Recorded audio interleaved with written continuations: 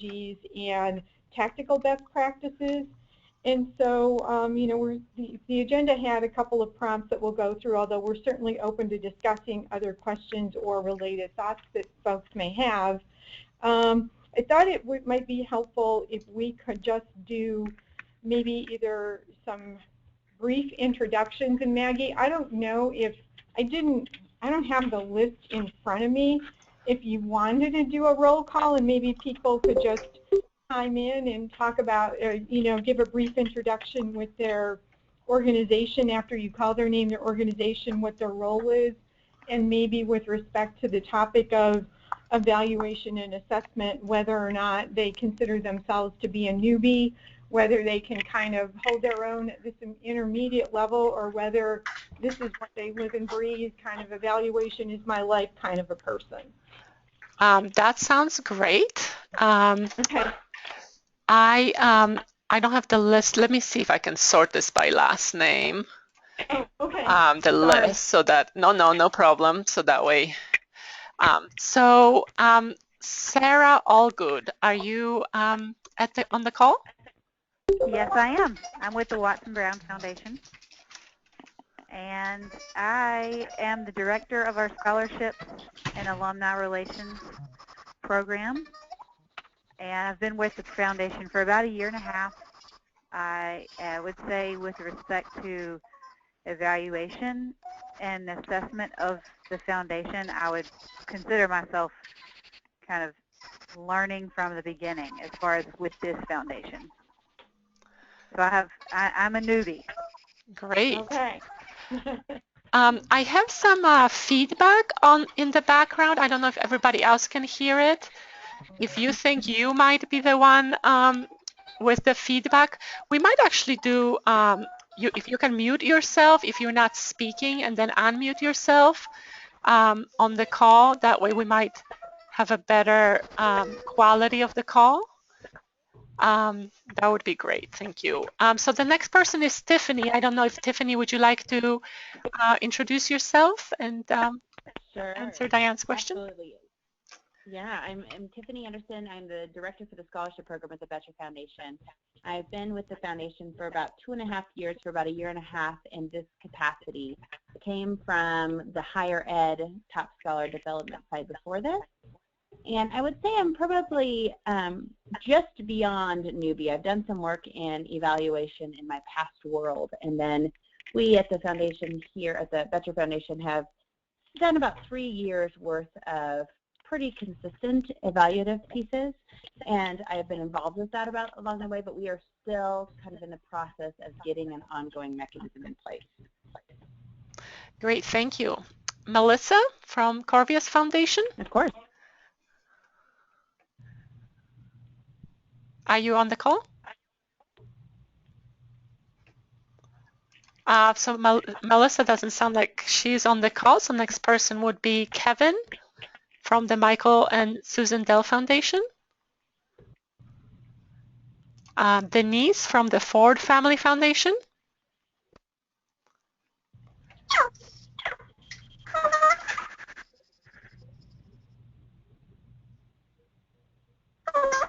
Hi, Denise. So we actually can't really hear you.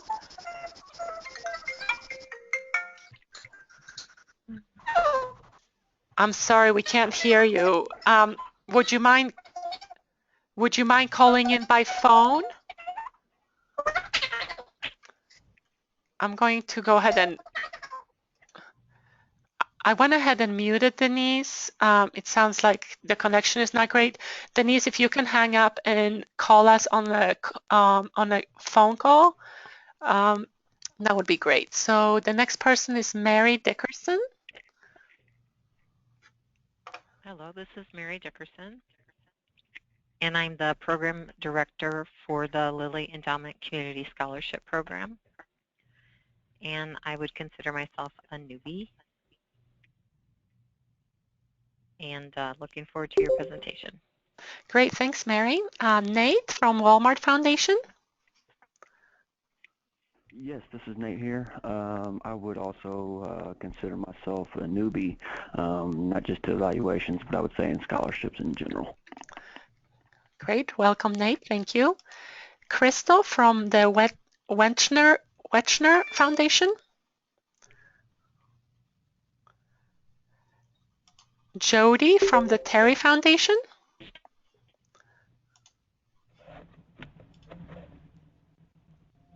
Anne from the Flynn Foundation. I'm sorry?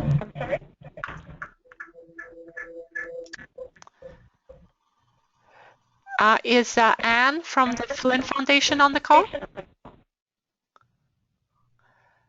How about Kristen? Kristen Law? I'm here. Great. Hi, Kristen. I am with the Heritage and of our educational alumni. I would say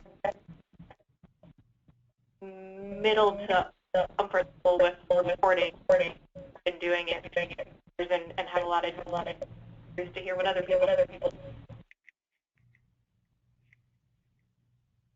So did everyone else hear Kristen? There was a terrible echo.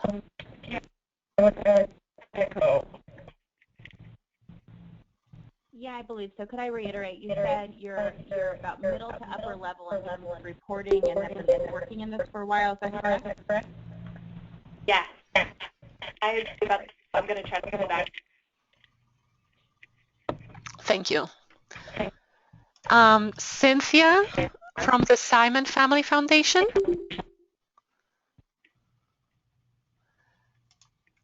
Dana from the Jack Kent Cooke Foundation.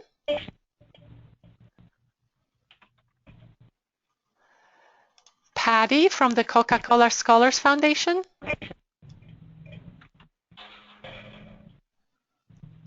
Diane, we spoke with already, obviously. Carolyn Siegfried. I think Carolyn is on the call.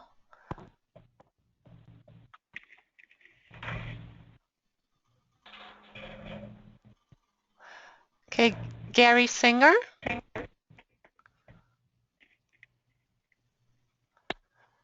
Trisha Tate. Hi, yes, I'm Trisha Tate, and I'm with the Ford Family Foundation, and I'm the Scholarship Programs Manager. And I would say that I'm intermediate on my evaluation experience. We have worked with Irene Goodman with the Goodman Research Group and have conducted a couple of different evaluations of our scholarship programs, and also some yearly assessments. But I'm still learning and working especially on being able to do ad hoc evaluations and reporting back to our board. Great, thank you, Tricia. I still hear a lot of an echo, so it's difficult to understand, and since we're recording this, I'm a little concerned. I'm wondering if everybody could mute themselves until you want to speak out, and I think that will eliminate some of the echo. Next person is Margaret from the Simple Gifts Fund. Are you on the call, Margaret? Hi, I've been working with our scholarship program for about 4 years, but I would consider myself a newbie. This past year was the first year we graduate, and we haven't done any extensive evaluation at all yet. Thank you. And Crystal Ward Allen. Hi, this is Crystal. I am with the Casey Family Services. I'm sorry, I called in trying to think that this would work better than being on my computer, and I can hear myself on the computer. I've been with Casey Family Programs for a little over a year. Before that, I was working a lot with child welfare in Ohio, and we established something called Ohio Reach, which is focused on post-secondary success for transitional youth. Now I'm working with both Ohio and Colorado on this topic. And I'm very anxious to learn from all of you. And I have some experience around evaluation, but not on scholarship topics. Thank you, Crystal, and welcome to the group. And last but not least, Liz Watson from the 210 Footwear Foundation. Hi, yes, as you just said, I'm from 210. I would call myself a newbie since I started here earlier this year as the office manager, and then due to a quick departure, had to jump in the scholarship. So every day is a new experience for me. So I'm very excited to be able to dive in a little deeper with different opportunities. Great, thank you so much, Liz. And I think that's everyone. If I know some people were still joining us, so if you didn't have a chance to introduce yourself, if you can do so now. Hi Maggie, this is Ann Lassen with the Flynn Foundation. I went to unmute myself and instead hung up on the call. So I'm apparently a newbie when it comes to conference calls and with retention. But I'm brand new with the Flynn Foundation. I've been here for less than 3 months, so I definitely consider myself a newbie and look forward to learning from all of you. Great, thank you, welcome. Anyone else who didn't have a chance to introduce themselves?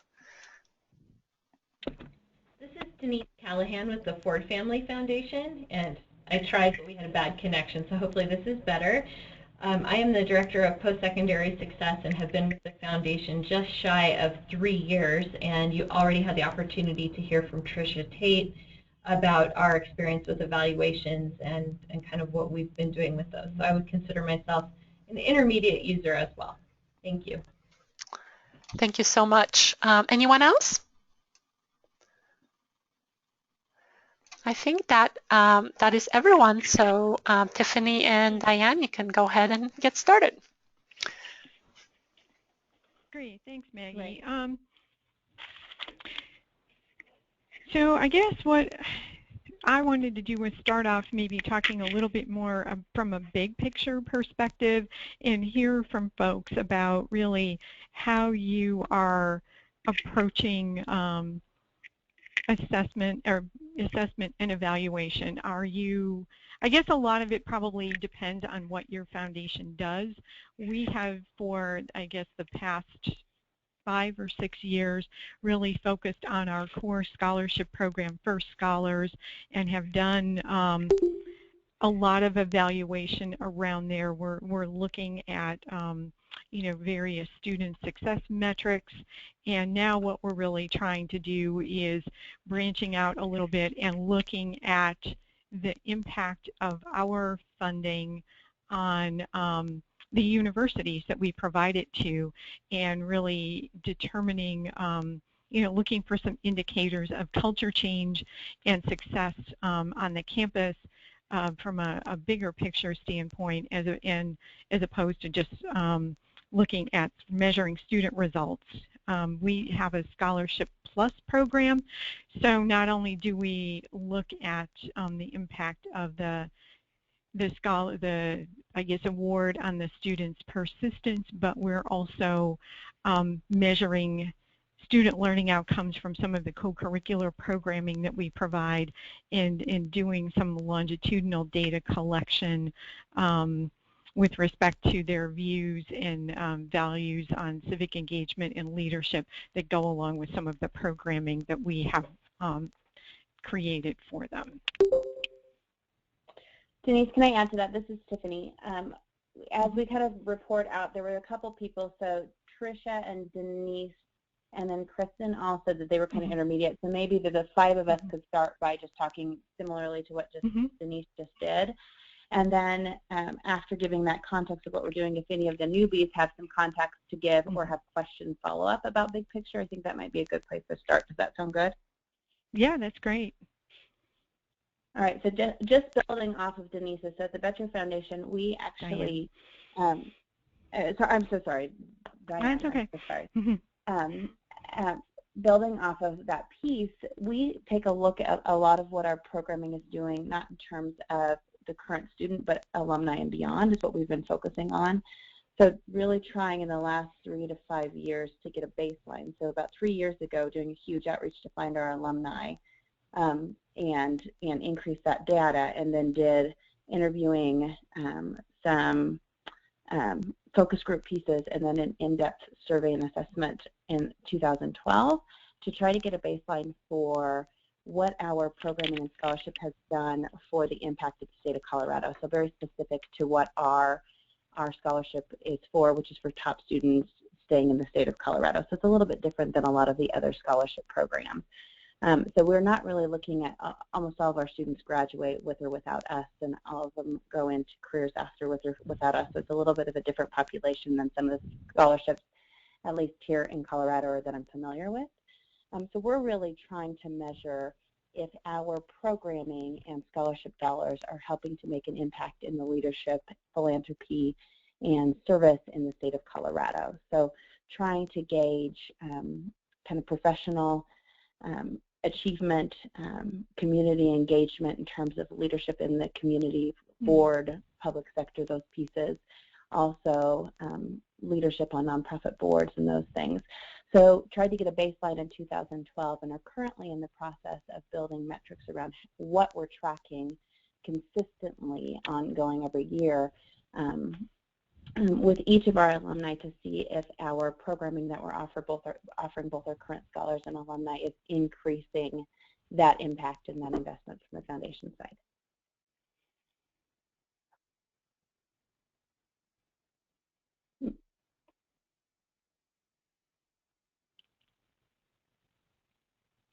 Great. Does somebody else want to jump in terms of what their foundation is? Maybe somebody like Denise or Tricia, I think, who have been doing evaluation for a while. Sure. I'm Tricia with the Ford Family Foundation. There's an echo on the phone though for me, so I'll see if Denise, if she has an echo. Denise, could you chime in and then I could get off? Sure. Is that working for everyone? Yeah. That sounds a lot better. Sounds great. So the way that we've been using evaluation at the Ford Family Foundation, we have 4 programs, 3 of which are need-based. The biggest one, which has been going for about 20 years, focuses specifically on traditional students who are graduating high school, and it's specifically for individuals who are in Oregon, going to school in Oregon, or in Siskiyou County, California, and going to school in California. So we have that program, and then 2 of our other need-based ones are focused on non-traditional students, including those returning after a long period of absence, or going for the very first time, or single parents who are head of households. So the Ford Scholars Program, which is the largest one and had started in 1994, we did an assessment and evaluation of that program in 2011, and it was specifically to look at whether or not we were meeting the goals that had been laid out by the founder, given that it had been a significant amount of time. So we're really assessing the program outcomes, the contributions of the scholars to successful citizenry, which is one of our missions, and whether the outcomes are worth the investment. Usefulness of the scholarship enhancements, because we have conferences we do, as well as a student success counselor, and some pretty significant student support along with it. And then also whether or not the recruitment and selection process that we were using was meeting the intent of the original scholarship. So we did a pretty significant evaluation of that program in 2011, and we have continued to do baseline surveys with each new group of scholars who come in with the first class, so that we have those now, I think, for 5 years as well. And we'll be looking at that, so because essentially when we did the evaluation in 2011, we didn't have a lot of baseline information about where scholars started, so we wanted to be sure we had that this time. And then last fall, we did a similar evaluation of the Restart and Opportunity Scholars program as we did in 2011, which was really to look at the foundation's questions around scholar outcomes related to college employment, whether they've met the expectations for degree attainment and had those increased after receiving the scholarship, stressors and sources of support, whether the scholarship changed or created a college-going culture for the scholar's family. And again, these are more non-traditional students. And then also the usefulness of the scholarship supports that we've provided. So that's the main work that we have done with it in the past 5 years or so. Okay.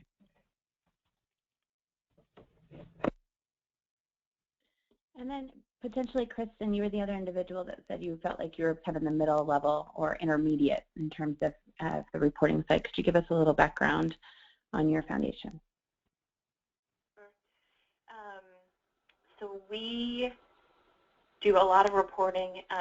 We are a membership-based organization, and it's our members that fund our scholarship. So we, administer, I think we say, somewhere between 70 and 80 different programs, and there's a good number of different funders. So we have to do a lot of reporting out to them in terms of how their students are doing. Are they succeeding? Are we retaining them? Are they graduating? A lot of those things they want to know. Are their funds being spent well? The kids that we target are all low income, a lot of first generation, kids with coming from some rough backgrounds is really our focus. And so for us, I was interested to hear that you all at Boettcher do so much in terms of your alumni and the impact in your community, because we are a nationally based organization.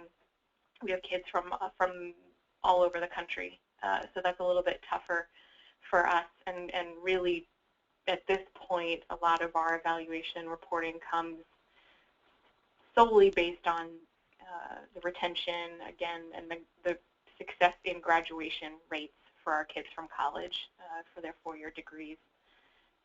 We have, in the last probably 4 to 5 years, undertaken a research study. And I would say that we're still kind of parsing through that data to figure out exactly what it's really telling us.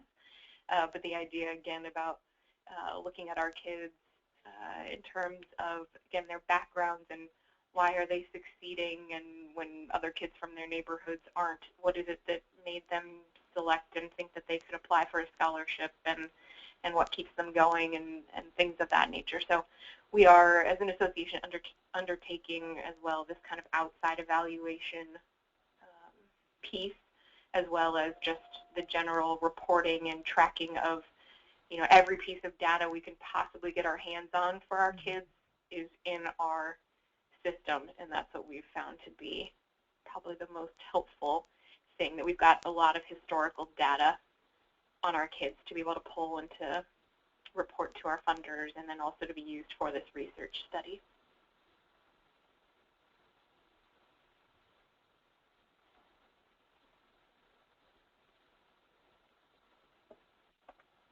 Thank you. Wow, that was interesting. I need to talk with you offline. I just find that fascinating. This is Crystal Allen with Casey Family Programs. I'm just learning a lot from listening to you guys. We've been trying to track basically the progress and any type of certification or degree achievement. But this is early on in our programs, and one of the states I'm in, we just awarded mentorship grants to the institutions, three community colleges and one 4-year university, and they would provide mentors to the students. And we're trying to do extremely simple evaluations for these grants because they're small. So I'm interested in looking at anyone's evaluations that they have. And I also just wanted to say we're currently considering the proposal from a university to do an economic impact study on the support that they're giving transitional youth in the Cincinnati area. So, and again, this is not a big study, but I would really benefit from getting any kind of outlines or, evaluation summaries that have already been done from those of you with more experience. Thank you. Thank you. Crystal, this is Diane. Oh, go ahead. I was going to say, this is Carolyn Siegfried from the Pedrosi Scholarship Foundation. Sorry for joining late, but kind of to tag on what Crystal said, have not implemented any kind of assessment yet. So my question to the group would be, when you are doing this assessment, is that all done through self-reported surveys to the scholars or the recipients?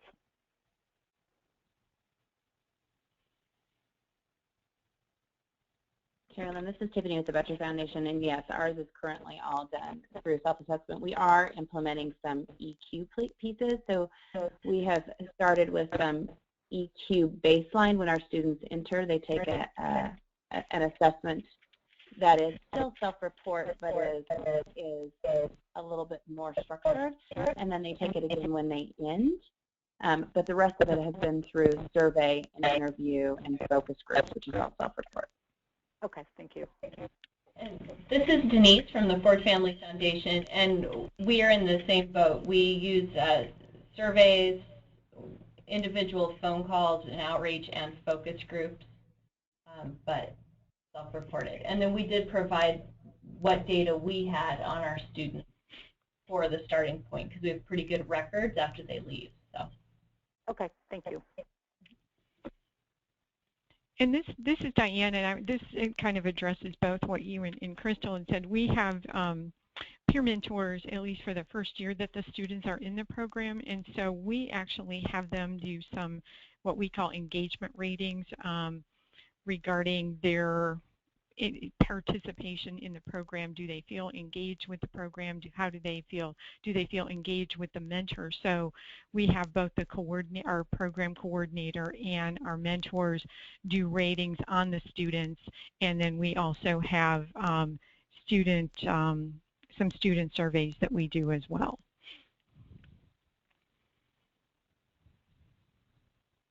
Crystal, just to add, that would be so great to get any kind. Sorry, go ahead. I'm sorry. I was just going to say that would be so great to get the framework of what you guys used for these pieces. Yeah, I can just pull that from our system. We actually we're using Salesforce because we have like 400 something scholars right now that are participating in our program, and so we are using our Salesforce licenses to have kind of a track the scholars and their progress and some of that, so I can pull some of that for you. And actually, if I could jump in for just a second, if there are any resources, to be shared among the group, if you could send them to me, and then I'll send them out, and that way I'll make sure to capture them on our website for anyone that may have not attended the meeting. That would be great. Does that work for everybody? Yeah. Great. Yeah. Thank you so much. Diane, can I ask a follow-up on that? Yeah. With your peer mentor, when they're rating kind of their engagement, are you having them do that kind of at the beginning, the middle, and at the end? And is it one-on-one, or are you doing it more of a 360 setup? No, it's one-on-one. We do kind of a group mentoring, so each peer mentor kind of mentors maybe 4 or 5 students, and we do it at mid-semester, and then they do the rating again at the end of each semester.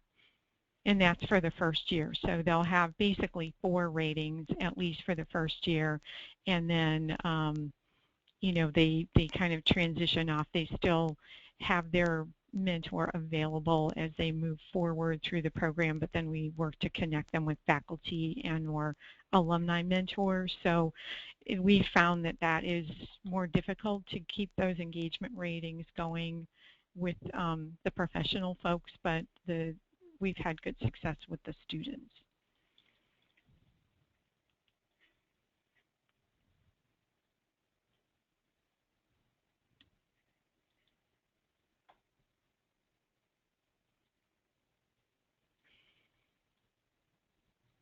Great. Maybe another place to start. Are there any other just burning questions based on kind of the sharing that was done so far that some of the other foundations have?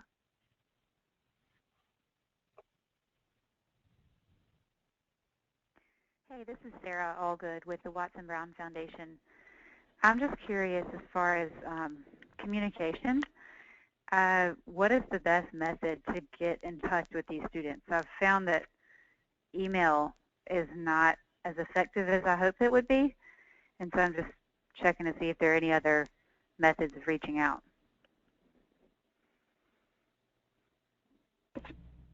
This is Denise from Ford Family Foundation. We had really good success with social media outlets like Facebook, and I've also heard others have used text messaging and have had some good responses to that as well.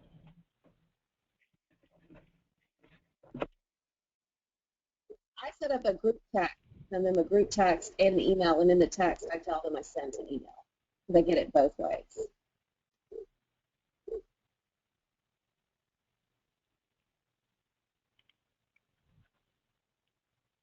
And this is Diane. I think our circumstances are a little different because we actually have on-campus program coordinators that are there. So, you know, they will do texting. We do email, and it kind of varies from campus to campus. Some campuses are we have a couple that are very Twitter focused. So they're all, you know, tweeting reminders to people about various things, and that seems to work very well, but that's, again, I think it's very place specific.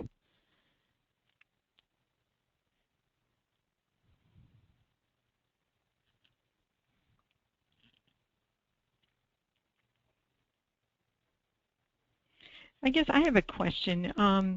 For some of those folks that are starting out, what have you thought about kind of what success looks like? What are you, I guess, hoping to measure as you start creating this, and what do you hope, I guess, that your evaluation shows?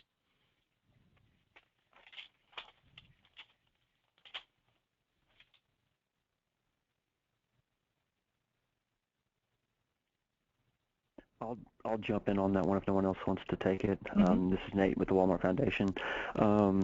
Since Walmart, so we offer scholarships just to our associates and our dependents, but kind of the goal of the program going back, you know, to its inception has always been, it's very generic, I feel like, to help help our associates and their dependents reach their educational goals, but defining that out a little bit further, I think we're kind of looking at, you know, what is the retention rate of the program. I think it was Denise earlier who mentioned, you know, looking at retention, graduation, GPA, and kind of looking at that and what's a good metric to base that on. So what does success look like there?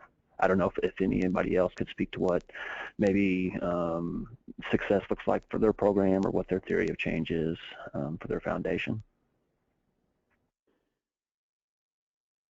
Well, this is Crystal Allen again from Casey Family Programs, and for our transitioning foster youth, we're looking for these mentor programs.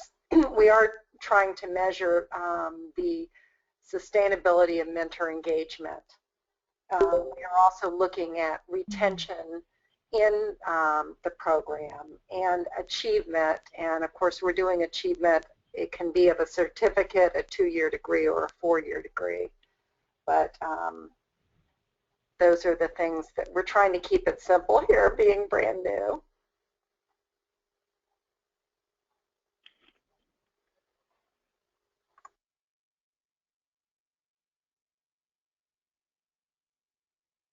This is Diane from the Suter Foundation. We also look at course completion per semester, basically measuring that progress to graduation. Are our scholars, you know, moving through their college career at a good pace to be as close as they can to 4, and then comparing that with other first gen and the general population on their campus. So that's another one of the things that we measure.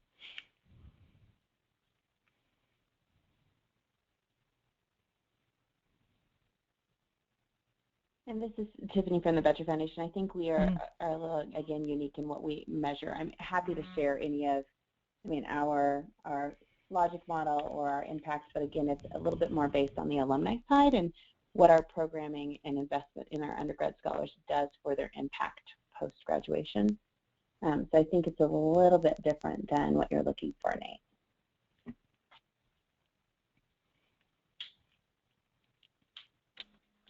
This is Anne with the Flynn Foundation. I think we have a somewhat similar goal that Tiffany just expressed. And one of the goals of our foundation is to improve the life of Arizonans. And so one of the most significant goals that we have right now that we're trying to track and create programs for is to really increase the number of scholars that are staying in Arizona after they graduate. So that's an important thing for us to track. Can I ask a follow-up to that? Are you tracking specifically them living in Arizona or impact back to Arizona? That is a wonderful question.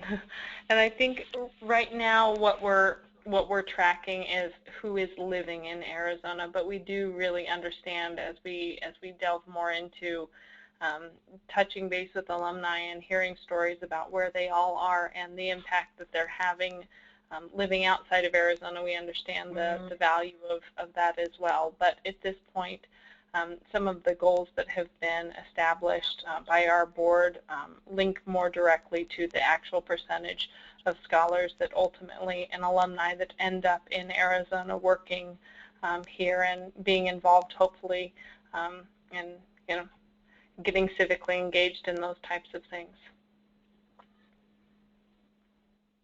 Great. I would love to connect with you offline as well, and a little bit more extensively. Yeah, I would appreciate that as well, especially being so new in my role. Great. Are there others that just would like to share kind of what their success looks like as they start to jump into this evaluation piece?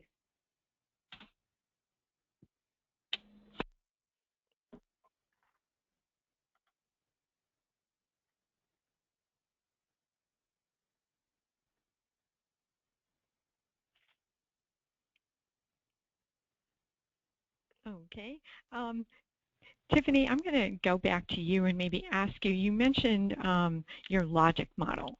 And I'm wondering maybe if you wouldn't mind sharing a little bit about your foundation's process in creating that and using that as a tool to maybe get folks started, since we do have a number of folks who are just in the process of starting up some of these things. Yeah. So it's a, I don't want to call it basic, but it's a program logic model that's pretty consistent with the Kellogg Foundation's suggestion on evaluation processes. And we used an outside contractor in 2012 to really help us set up our logic model, taking a look at who we're investing in, what we're doing as activities, what we do as touch points, and then what we're technically wanting as outcomes for our current scholars, our recent scholars, and then our established scholars. So we set up this logic model in a kind of a flow chart that has points in each of those areas. And then we went through and chose indicators. So looking at our outcomes that we were wanting. So for example, we put alumni are lifelong learners is one of the outcomes we wanted. And then we chose 2 to 3 indicators for that outcome, and then that is what we did, or that's what we looked at when we did our interviews, our focus groups, and our survey in 2012. I have to say we are in a very big learning process right now, because when we did that outreach in 2012, one, it was a behemoth of an outreach, took the outside contractor, took a lot of staff time, not something that we could do yearly. So we're really taking a look at trying to narrow down to 4 metrics. That is a suggestion we've gotten from an outside evaluator, really trying to choose 4 specific metrics that we choose a couple indicators for, and those are the things that we track ongoing. So again, we're still in the learning process, but we do have that larger model and the measuring framework that we put together in 2012, and we're trying to base our ongoing yearly assessment off of that baseline information we got in that survey, focus group, and interview. We got in touch with about 30% of our alumni, which we have around 2,500 alumni, so it was pretty successful that year, but not something that we could do ongoing.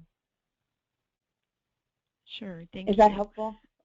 Yeah, this is Diane, because we have a logic model that we developed a few years ago, and I think as we're doing a lot of reflection after the program's been going on for 5 years, it's another one of the things that we're taking another look at, and then we're also kind of breaking out another piece of that and kind of doing a sub-logic model for another one of the initiatives that sort of flows off of this program, just because it's easier for us to think of it, I think, in two separate ways, even though we know that they're interrelated.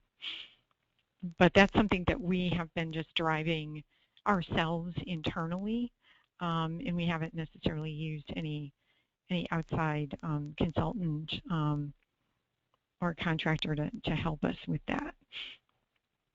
This sounds like a silly question, but how complicated is your logic model? Is it pretty simple, where it has just a couple points in your inputs, your outputs, and your outcomes, or is it a pretty complicated logic model?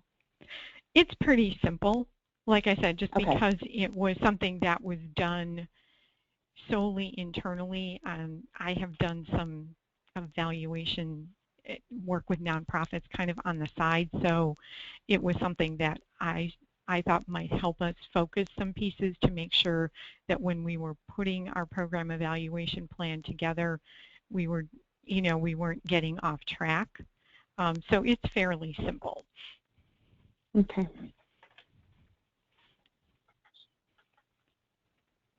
But I think for folks who maybe are starting out,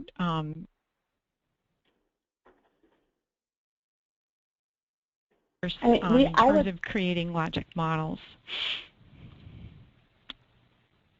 I would be happy to share our logic model and our measurement framework at the resource through Maggie.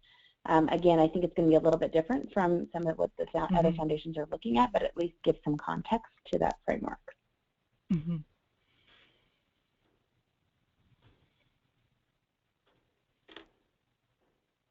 No, I think it's a great idea because it is a useful tool. Are there others that have started the process of looking at either a logic model or a framework as they're diving into looking at assessment and evaluation? And if so, what resources have they used for that?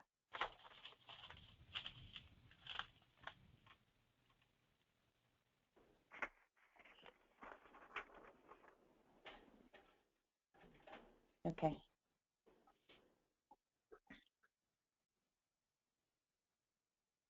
All right, maybe we should shift gears a little bit then. Yeah. Let's take a look at, so we've taken a look at how we define success. I'm just looking through some of the other pieces we put on here. Common metrics for evaluating, and I think a couple people brought up kind of graduation rates. I wonder if there would be anyone else that would be willing to share other metrics. It sounds like more of you are on the side of current scholar programming or current scholar recipients and really doing tracking and reporting on those individuals. If other than graduation rates, what are some other common metrics that you're tracking and reporting out?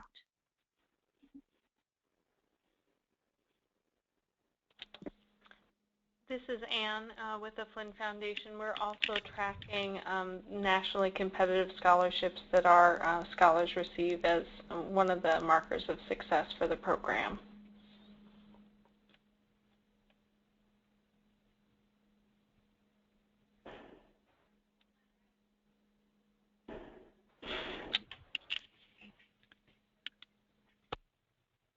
This is Diane. We're also we're taking those engagement ratings that I mentioned before, and we're looking at some other student involvement and then kind of comparing that. We have our students take the NSSE, the National Survey of Student Engagement.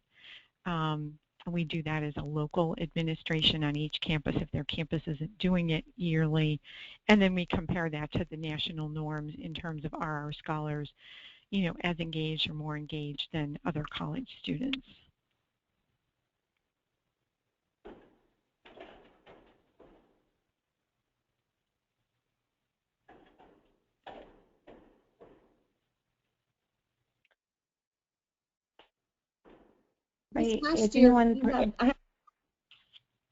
Go ahead. This past year, I had my first 3 girls graduate, and none of them in their college process received college internships. And so they graduated without specific jobs, wanted to go on to graduate school. And I started checking my students in college, their opportunities with internships, and then checked with the North Carolina Golden Leaf program because they do offer internships in their majors, trying to help the kids back in their areas in rural North Carolina, and also giving them that opportunity for internships. And I've started looking into that as something to help these kids be successful when they graduate to finding jobs, starting to do some research in that area.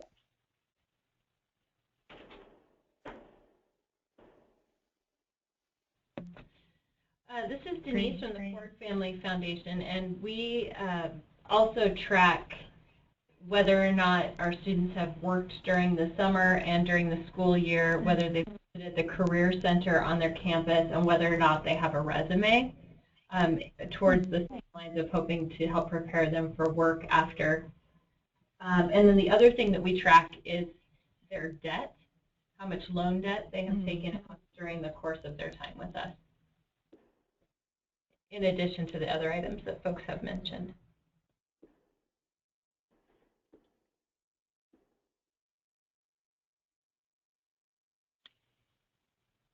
Great. Is there anybody else who's tracking debt? We don't, but given all of the conversation around student loan debt, it does seem like that might be something that would be of interest to a lot of folks.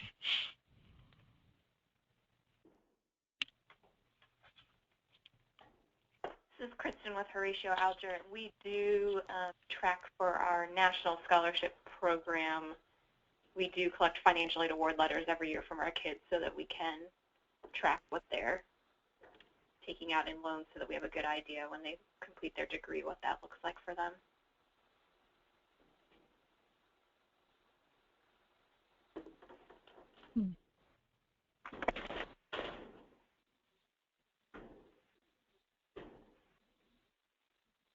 And then I guess my last follow-up question is for folks who are doing some of this work, what are you doing with the information that you're collecting? Are you using it for internal purposes at this point? Are you including, have you, I guess, maybe commissioned some special reports to issue out to the field for learning? We have been using ours primarily internally for program improvement and just kind of measuring campus to campus, and haven't really done a lot of external publication beyond our website.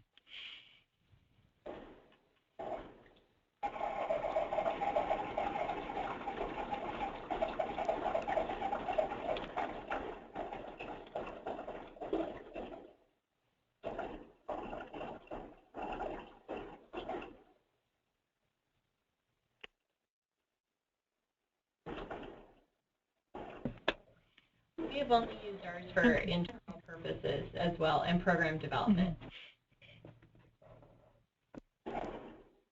We've primarily at this point used ours for program improvement and internal uses, the Boettcher Foundation again. But we did in this last year go through a full rebranding, and that new branding is really based on multiplying the impact of our different funding constituents. So we are doing a little bit more of reporting out to the community based on the fact that that's kind of our mission, is to multiply that impact. So almost a proof of that multiplication of impact. So really starting to try to use that data as part of our branding.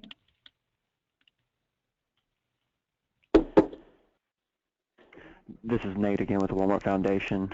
I think that's kind of the point that we hope to get to.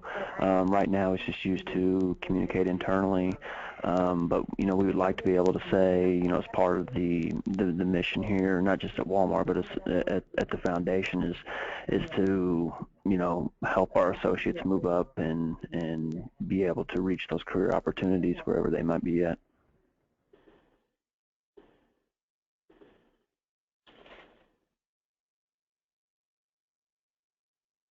I wonder if I could do one more follow-up logistical question before we're at the end of our time. I know, Diane, you mentioned Salesforce on you guys' side as a tool that you use to track pieces. I wonder if anyone else has either software, hardware, anything that they're using currently to really to store this tracking, because I know that would be helpful for anyone that's starting to do this evaluation piece.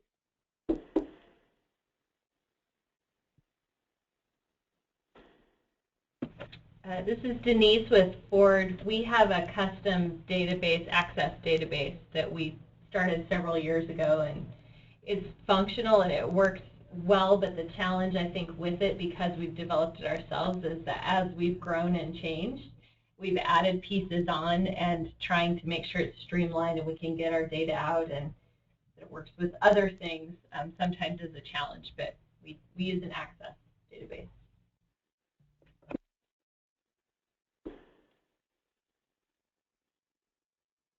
This is Kristen with Horatio Alger. We also use Access, and we've been using that for probably the last, I don't know, 15 years, and we are actually in the process of migrating over to Salesforce, which makes us a little bit nervous because ours is homegrown as well in Access, and I've found it to be a little cumbersome, but we can pull anything and everything we've ever needed. But we will be transitioning to Salesforce just for the same reason I think you mentioned. We've just grown and added pieces here and there, and so we're hoping to streamline all of our data.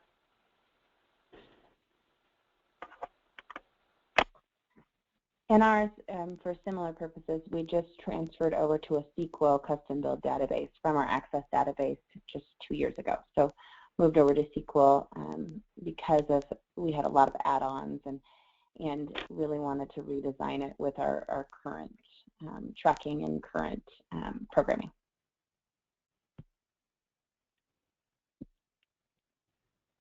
And just a note for anybody thinking about it, Salesforce for nonprofits is free.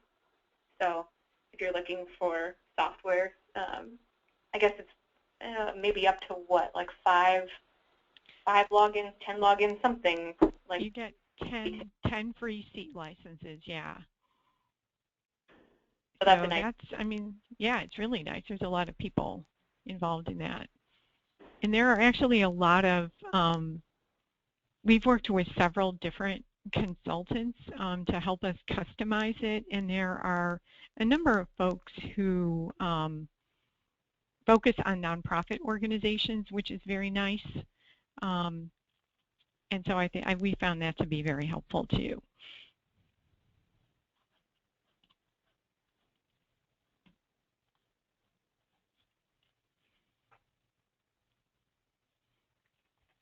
Okay, so we are coming close to the end of our time here in terms of wrapping up and next steps. I know that Maggie wanted us to have another call in September, and then we'll meet again. We'll have the sessions at the conference. So I guess my question is, do we want to, have we gotten everything we need to get out of this topic today, and do folks want to move on to something else? And if you do want to move on to something else, do folks have any suggestions in terms of what might be valuable to you to discuss with this group next month?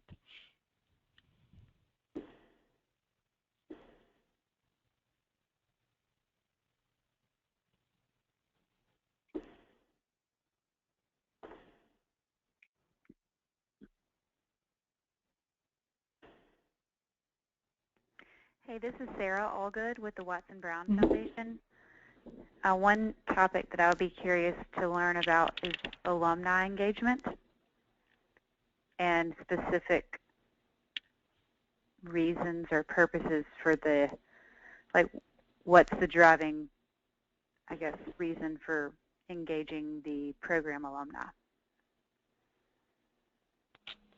And I'll give you a sort of a, in parentheses, follow-up with that. The Watson Brown Foundation is fully funded, so we don't need to necessarily ask alumni for any funding. So I'm trying to figure out, on a selfish basis, how can we engage alumni, but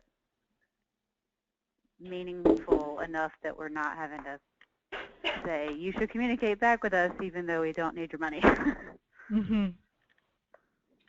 Sarah, this is Ann at the Flynn Foundation. I agree. I think that would be a really valuable topic for me as well. Great. Okay, great. No, I think that would be great for me as well. So if we don't have any strong objections, thank you. And we will structure a discussion next month around the topic of alumni engagement. Great. Great, And thank Diane, you. I've been taking notes along the way, so I'm glad. I would be happy to put my kind of takeaways from this conversation together and follow up with a couple individuals who had said that they would share some resources and see if we can get those over to Maggie as a follow-up to this call as well. Great, thank you so much for that. I recorded this session, so I'll be also going through I know it's sometimes difficult to, be part of this discussion and take notes. So between us, I think we'll probably capture everything, and then I'll combine those documents together, and we'll have a nice draft of best practices around outcome measurements, which is wonderful.